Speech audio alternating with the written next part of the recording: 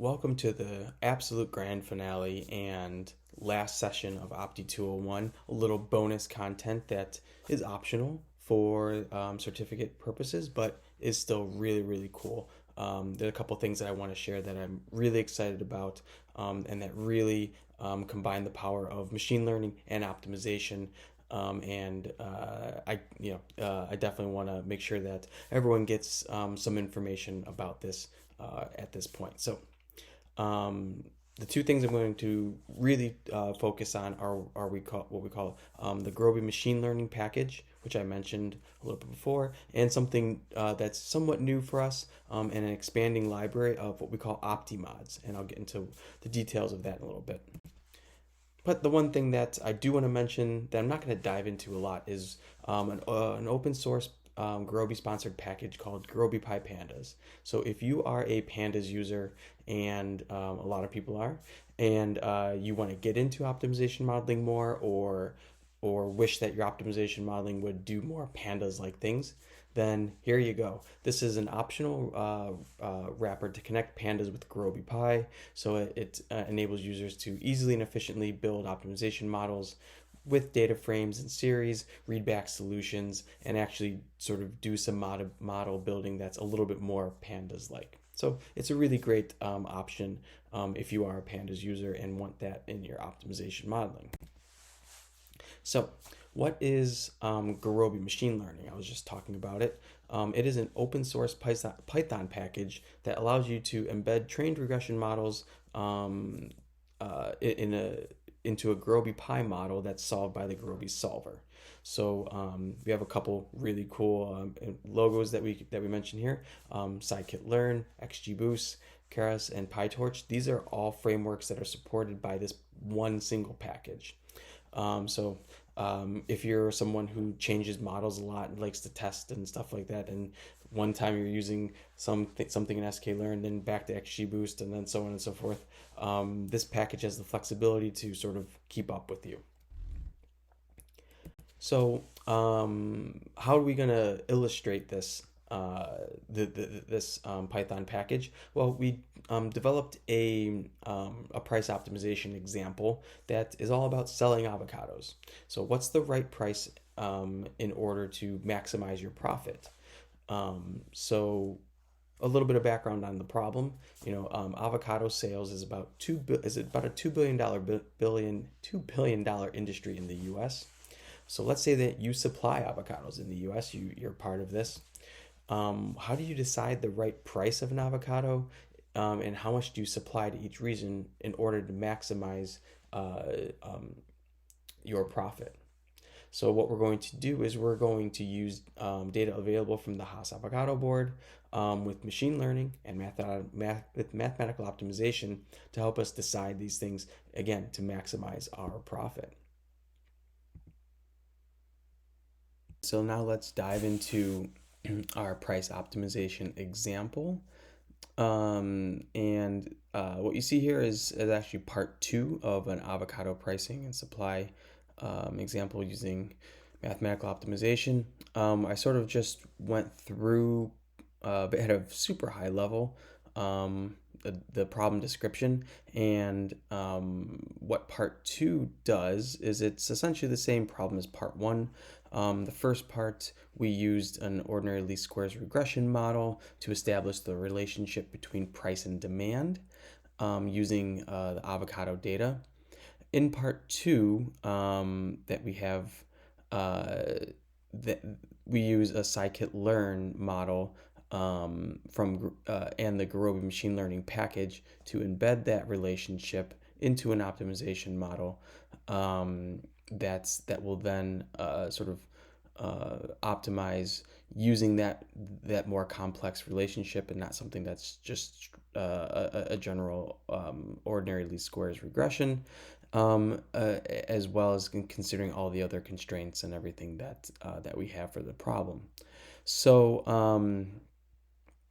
So let's just sort of dive into the example. There's going to be a lot of text that I'm going to skip, so I'm going to hit the interesting parts, and hopefully we'll be able to wrap this notebook up somewhat quickly, but also make sure you get get a lot of good information from this on how to use mathematical optimization, how to use the Gurobi machine learning package, and how to get the best out of both.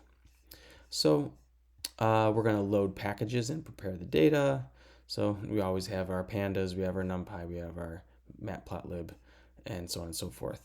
The data is comes from a Kaggle source, and we've consolidated it and actually transformed it a bit, made it a little bit easier. So it's essentially just exactly what we want for our machine learning problems. We did all the pre-processing as well.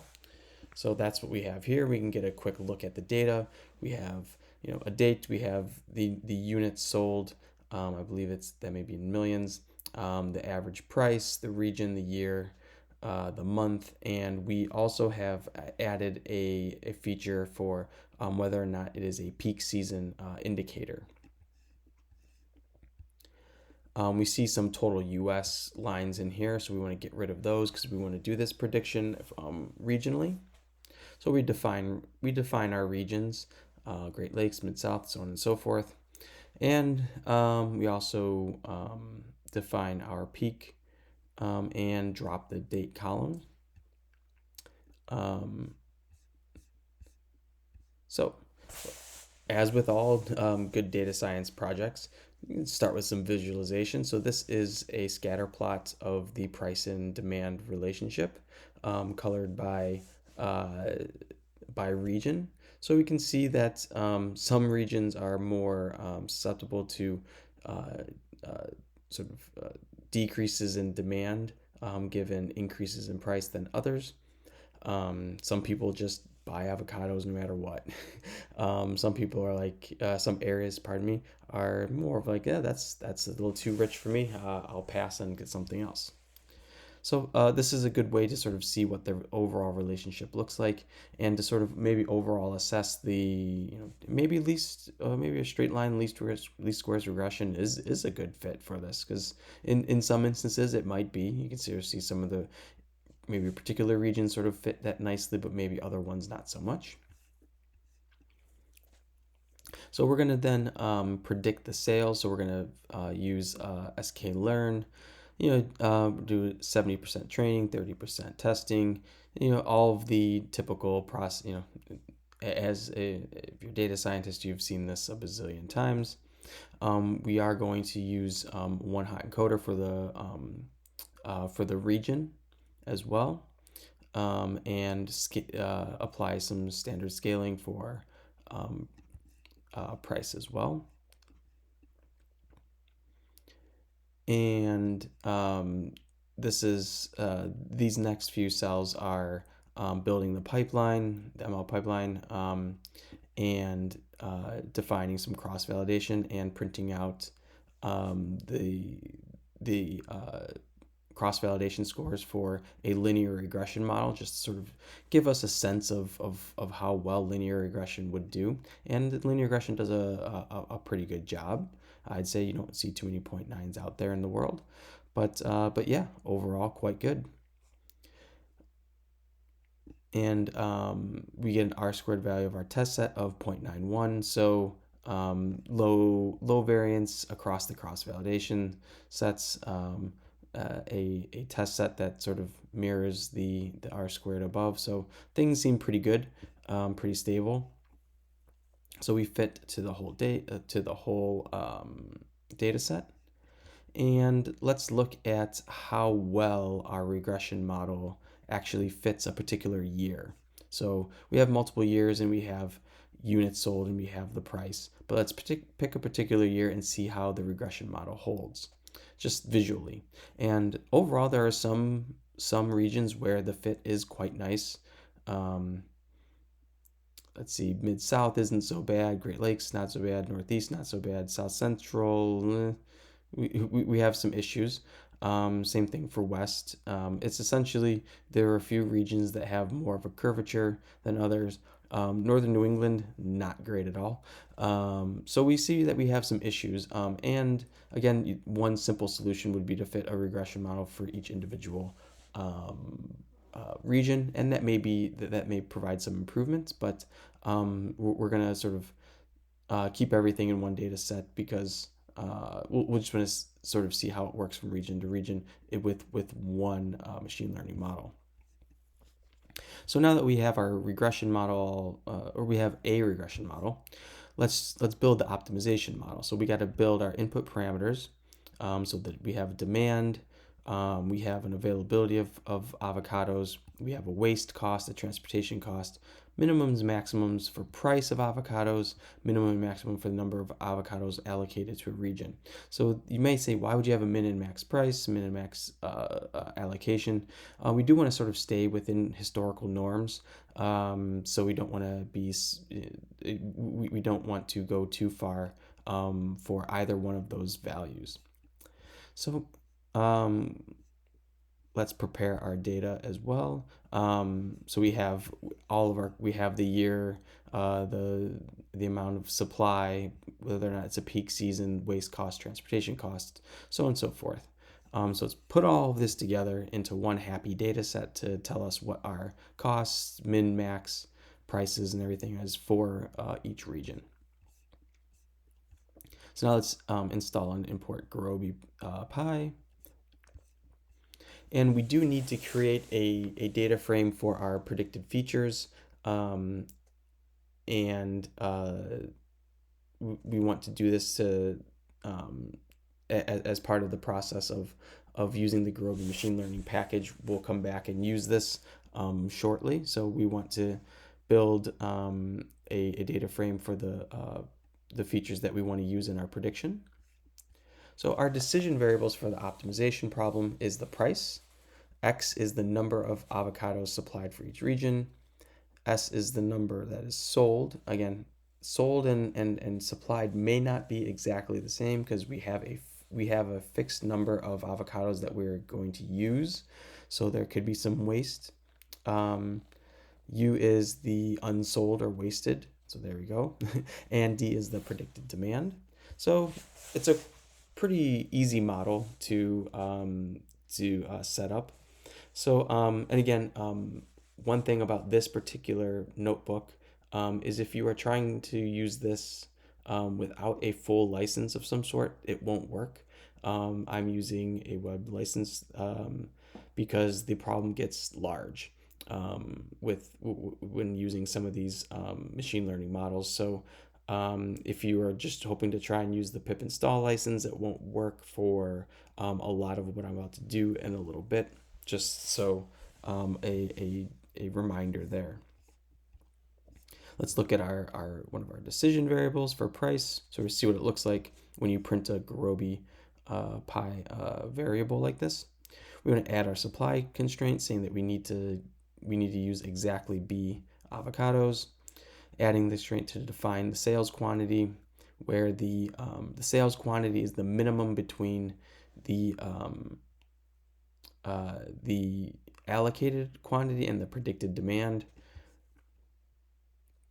So we can't sell more than demand, but we also can't sell more than the quantity that we allocate. And here's where some cool functionality comes in for the Gurobi Pi pandas. I briefly mentioned that at the beginning of this session in the deck. It's really easy to model some of these constraints using Gurobi Pi pandas. So we see our constraint here of S is less than or equal to X. Well, we have this Gurobi Pi pandas add constraints to model M, and I want S to be less than or equal to X. And then I have S needs to be less than or equal to the demand. So for model M, S is less than or equal to D, an update. And that's all it is. That's pretty easy to use Gurobi to use this syntax to add constraints. It's very nice and straightforward. So we want to add our wastage constraint, which relates the wastage variable to the difference between X minus S. And then we want to add constraints for the predicted demand. So here's our features data frame, and we concatenate that with our price decision variable. So now we have a data frame that has our region, our year, our peak,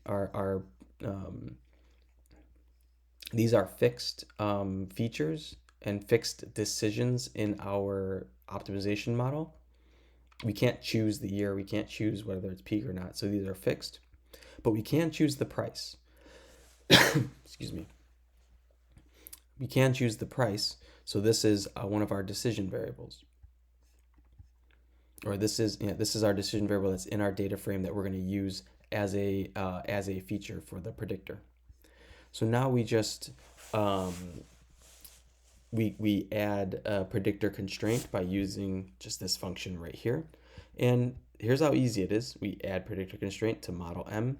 We have trained a regression model reg earlier.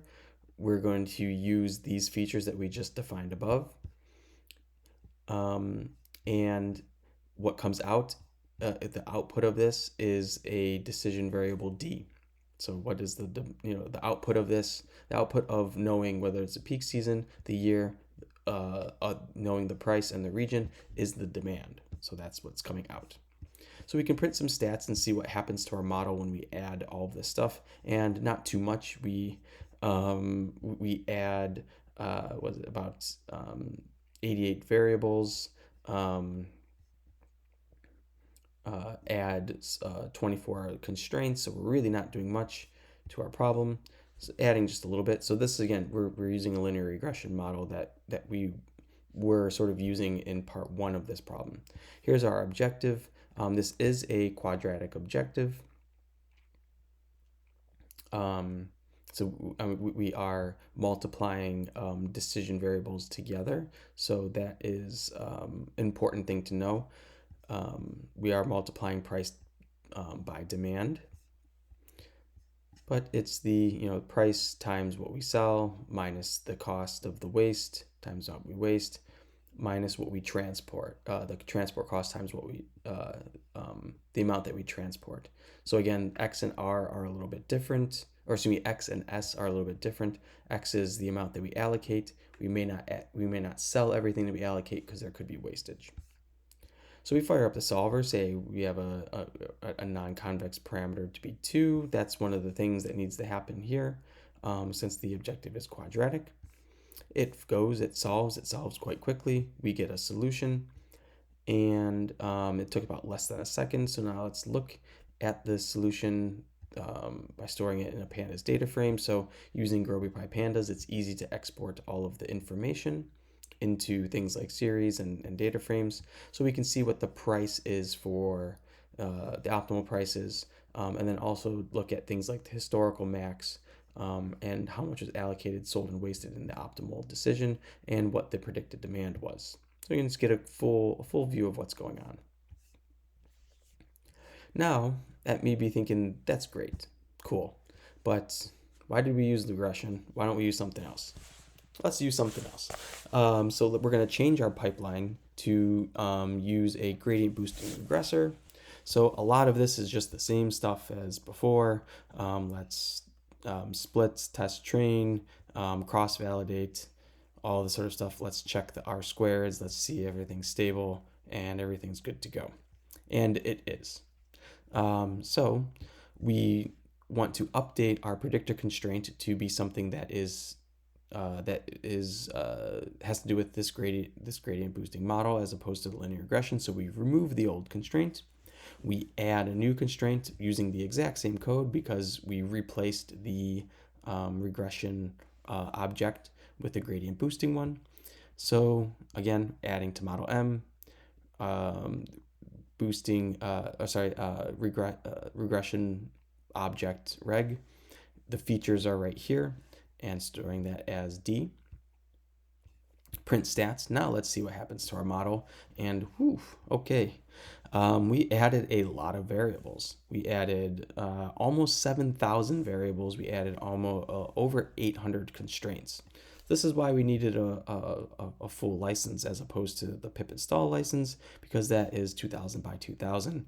And think if you had like just a larger problem than something that's a little sort of toyish example like what we have.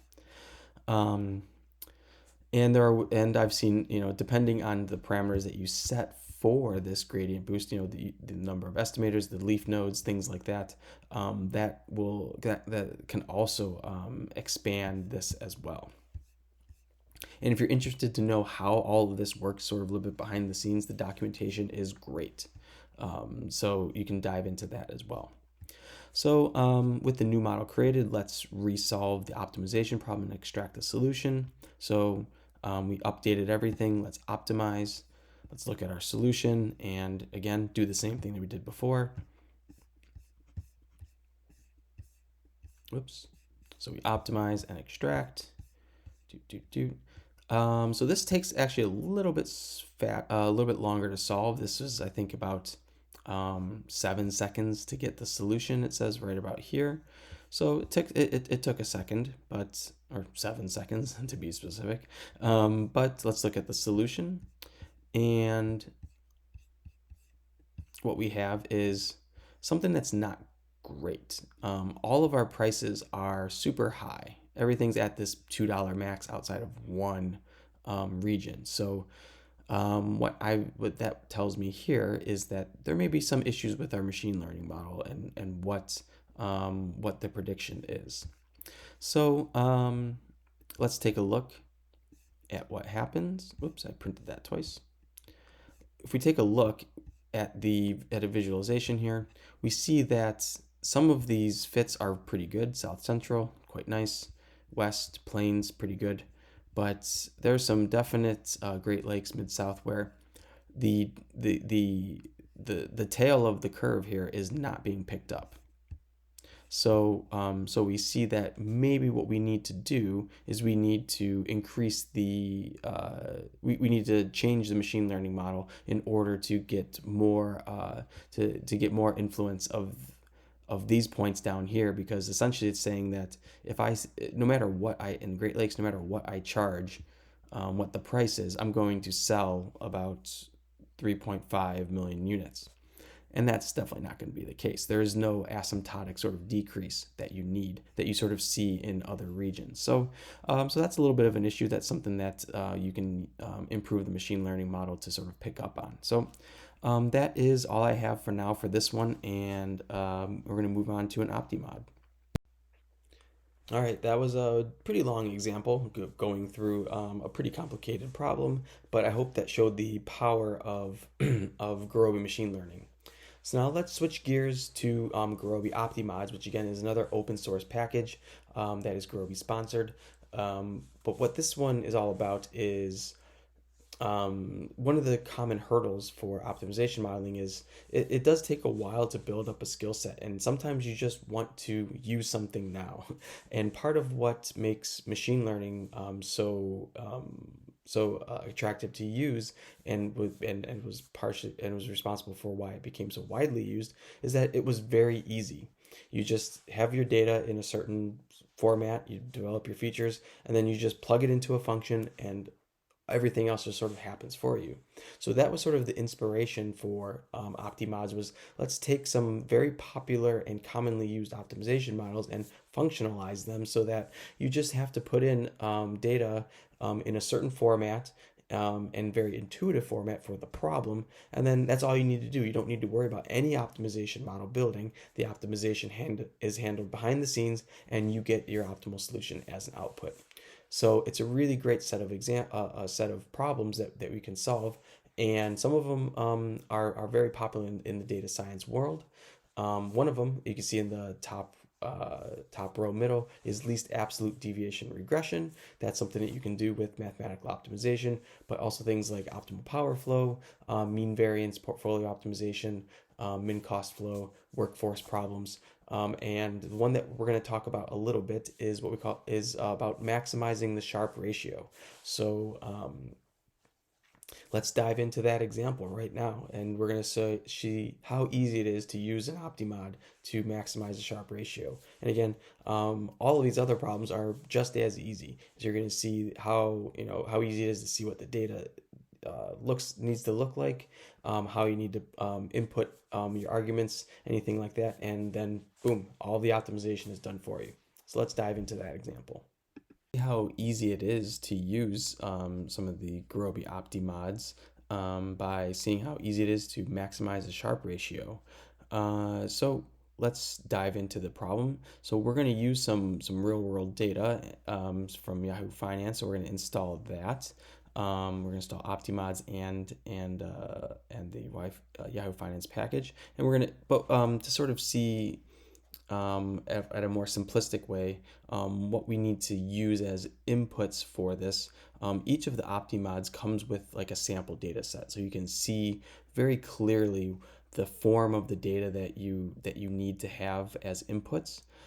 So we're going to load the Sharpe ratio data set from the OptiMods package, and so we're going to load that up, and we're going to print out the expected returns, which is data.mu, and then also the covariance matrix as well. So this is essentially what we need to use this package. Is we need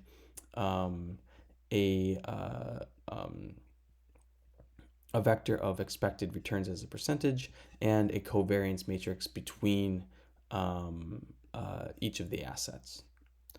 So let's get some real data. Now that we saw what our sort of fictitious data should look like, the form of it, let's get real world data into that form. So we import Yahoo Finance, and we define a set of stocks, and we download that data for the last year. And then we do the calculations that we need to get the expected return as a percentage, the relative returns, and then also covariance matrix. So we do those calculations. We see delta is our expected returns. And we also have our matrix sigma, which is the covariance matrix. So we have the two bits and pieces that we need to use the OptiMod. So let's fire it up. And here's how simple it is. It's from OptiMods, Sharpe ratio. Let's import max Sharpe ratio. And the arguments that it takes for the function max Sharpe ratio is sigma and delta. And that's it. You fire that up, you run, you sort of see that, you see the familiarity of some Gurobi log here. And it solves pretty fast. And we can see what the portfolio looks like. Essentially, what are we investing? And it looks kind of right now because it's a lot of small values, but let's clean it up a little bit. Let's see what let's subset the columns for the portfolio values that are above a threshold, because some of these values are very, very, very small. 10 to the negative 12th. These are essentially zero. There are a few that aren't, and the few that aren't essentially zero are listed right here. And here is the values of the expected returns. And we can also print out the Sharpe ratio itself. So what this package has been able to do is take a kind of complex problem and just functionize it, and all you need to do is just provide the two pieces of data that are required, and boom, we can maximize the Sharpe ratio. So and it's not just this packet, this OptiMods, that works this simply. Pretty much all of them do, and they all have great documentation. They all have the example data sets. They all have all of the pieces that you would need in order to leverage the OptiMods in a very thorough way and actually get a lot of benefit out of it. So I hope you take some time to go through all of them. They're really cool. And if you have any questions, feel free to reach out. But yeah, it was let's head back to and finish up the slide deck. I hope you enjoyed that Sharpe ratio example through Gurobi OptiMods. Again, it's a great open source package that helps you sort of solve a bunch of common optimization problems with doing zero optimization modeling. So that's pretty great. So if I think that's completely it for me. Finally, we are all done. No more content for Opti201. So again, thank you so much for sticking with us for so long, and we hope to see you again in the next one.